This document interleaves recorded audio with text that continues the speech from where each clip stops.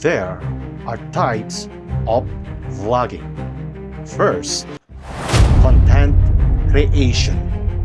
Content creation means an original media published in social medias or any kind of social media platforms that is by his or her idea originally made. Yun bang sayo, walang iba, ikaw, original. Second, content innovation.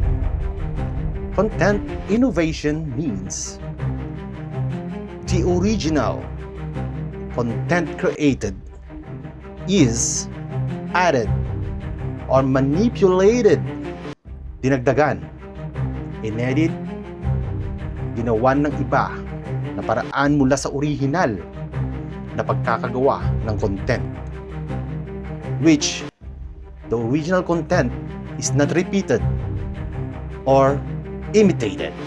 And that's where the number 3 is content imitation.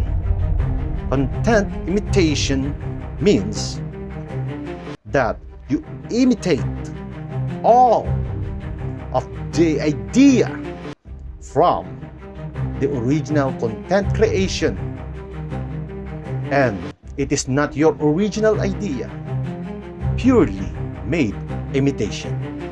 At kung tatanungin niyo ako kung saan ako sa tatlong yon, doon tayo sa naunang dalawa, content creation at syempre content innovation.